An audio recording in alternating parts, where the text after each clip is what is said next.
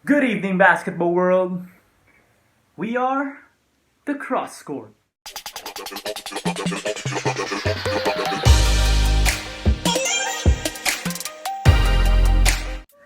NBA Draft Class 2009. Looking back, we got players like Steph Curry, Blake Griffin, Drew Holiday, DeMar DeRozan, Danny Green, James Harden. In this video, we will talk about our top 10 picks. We would have the opportunity to draft this class. Are you ready, guys? Let's go! Looking back, no, if isa or dalawa siguro sa mga picks natin kay iba, for example, siguro kung Steph Curry was drafted at 9th pick and there were 2 point guards that were drafted ahead of him in the same team, Minnesota Timberwolves. If siguro isa doon kay ang pinili si Steph Curry, nakabalik na ng playoffs ang Minnesota and iba ang story ngayon sa NBA. Let's take this opportunity to go back in time and let's talk about and redraft this draft class. So, at number 1, no-brainer, Steph Curry. Siguro besides na 2-time MVP siya, he is the first and only unanimous MVP.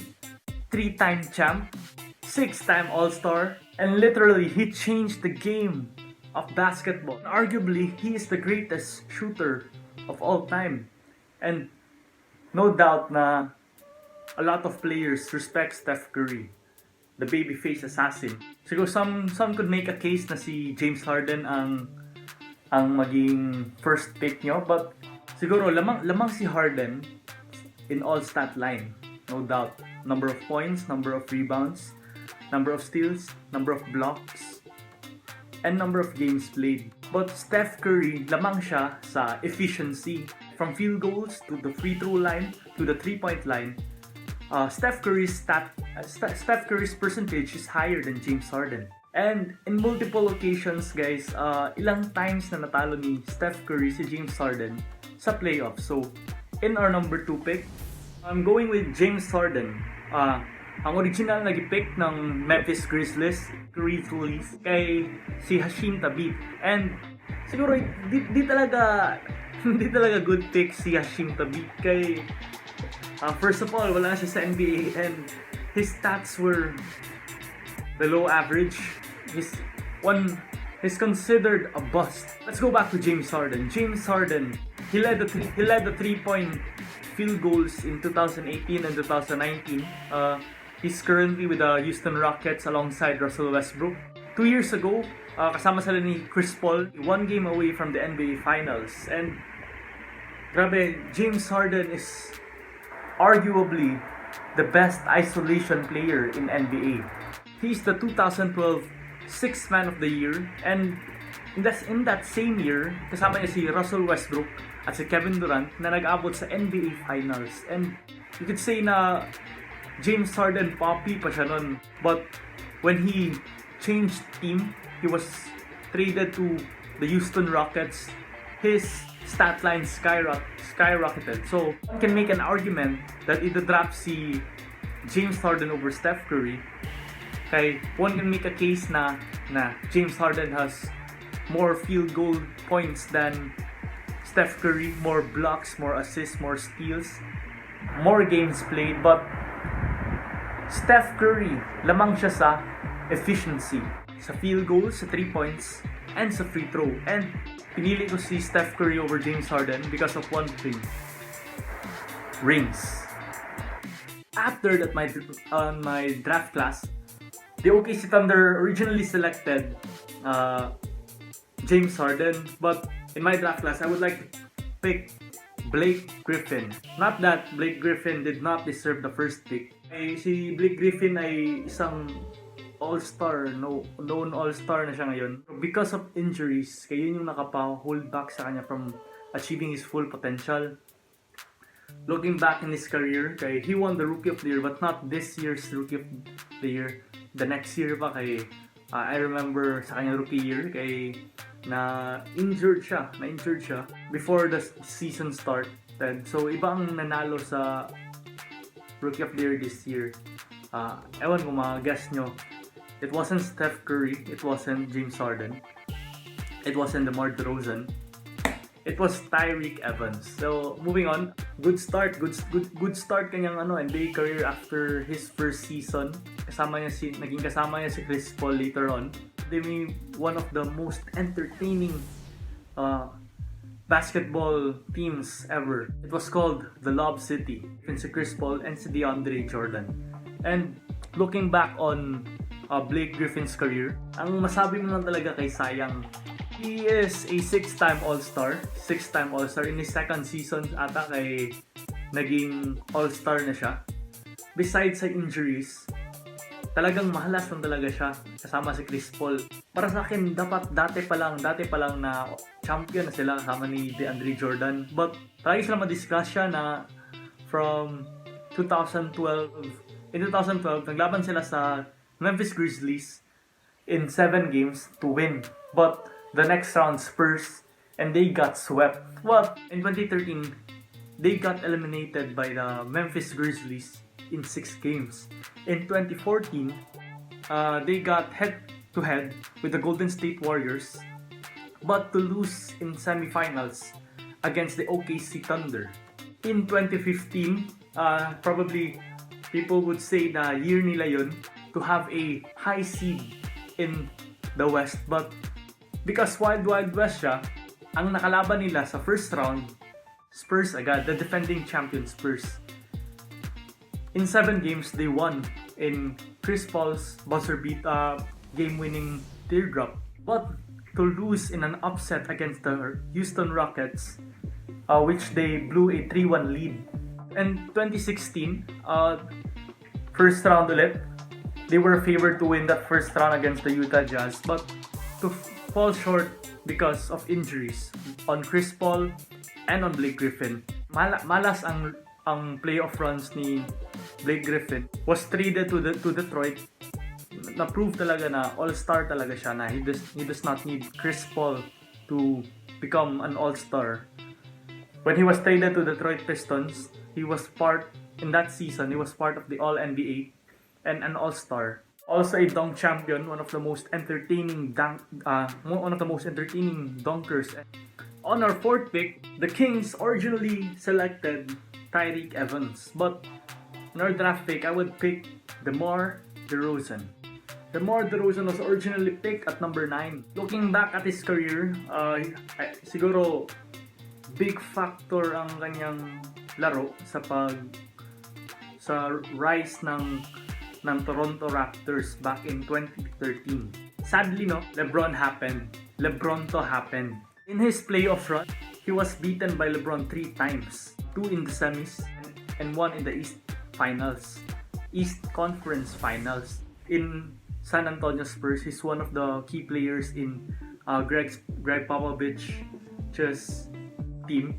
Kasama niya sila Marcus Aldridge. In 2016 to 2017, he had MVP-like stats, averaging 27.3 points per game.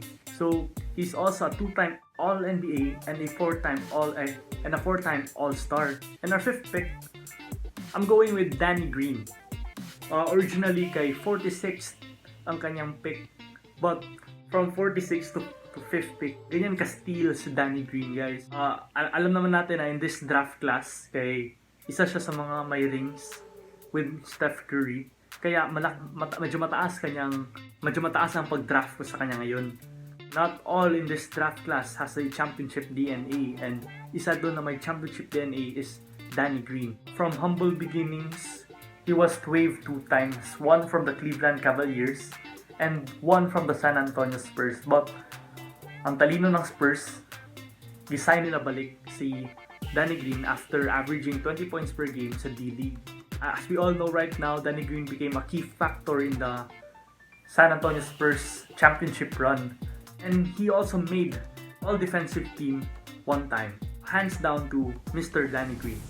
And our 6th pick, I'm going with Jrue Holiday.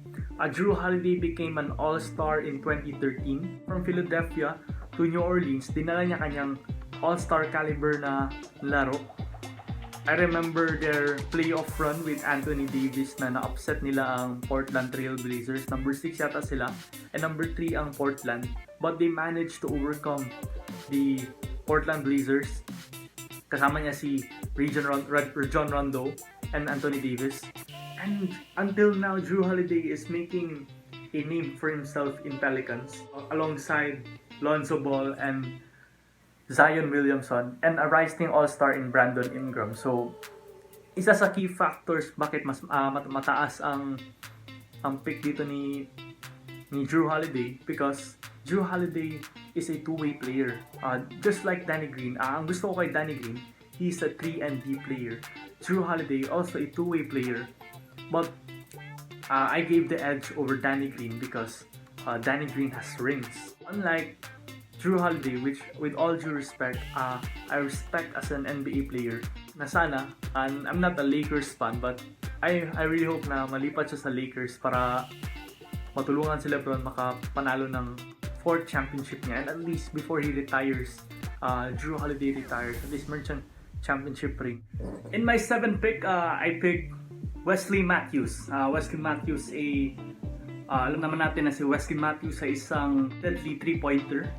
He's currently in the Milwaukee Bucks and had a decent run with the Portland Trail Blazers alongside Damian Lillard and LaMarcus Aldridge na nakabot sila ng playoffs ilang times. And I believe that Wesley Matthews deserves this spot because being undrafted in this draft class, proving your haters wrong, isa yun sa mga nag-help kay Wesley Matthews na maging mataas dito na draft pick.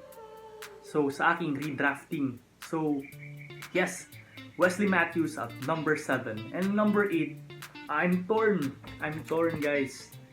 I'm torn between Ricky Rubio, Tyreke Evans, or Jeff Teague. So, if I'm going with Jeff Teague, meron siyang all-star. And nakaabot sila ng Eastern Conference Finals with the Atlanta Hawks. Tyreke Evans, solid scorer.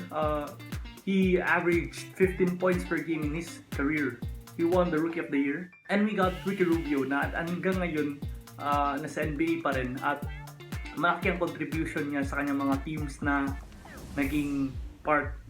Though he wasn't an all-star or reached that potential na all-star caliber siya, but he's a solid role player and a past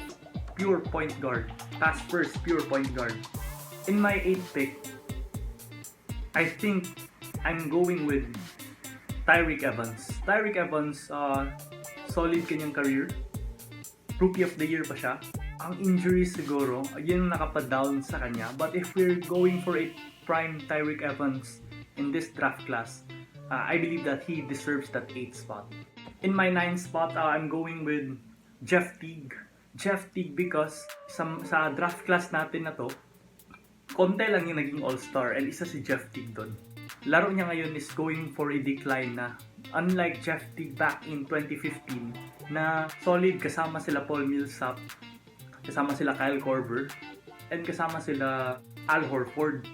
And going back to Atlanta this year, he became a backup point guard for all-star Trae Young. So, I still think that Jeff Teague deserves the recognition on being one of the top 10 picks. And in my number 10, I'm going with Ricky Rubio. But siguro para sa akin, tie sila with Pat Beverly. Pat Beverly, grabe, one of the most defensive players in this time. Bihira lang tayo makakita na Rodman-like attitude na mag-defense, maging annoying sa kalaban para lang makabigay ng contribution sa team, para lang maging asset sa team. Alam niya na hindi siya kasing shooter ng nila Steph Curry, kasing galing mag-isolate, kasing ni James Harden, kasing galing mag-dunk ni Blake Griffin, but he uses his defensive skills as his advantage and to annoy players like Kevin Durant, Steph Curry, Russell Westbrook, alongside the number 10, Ricky Rubio, who is a pure point guard, one of the few and purest point guard in the NBA today. I believe that they deserve that tie. And the NBA today, andito pa rin sila, and I believe marami pa silang mabuga sa kanilang career. And marami pa silang teams na pwede matulungan para ma-achieve ang goal of winning that championship. So, yun yung ating redraft in this video today. Please stay safe dyan. Special shout out sa mga frontliners natin dyan. And guys, let's always wash our hands and hopefully soon babalik na rin ang NBA. And please like and subscribe and hit the notification bell below. We are CrossCourt and so are you. Thank you.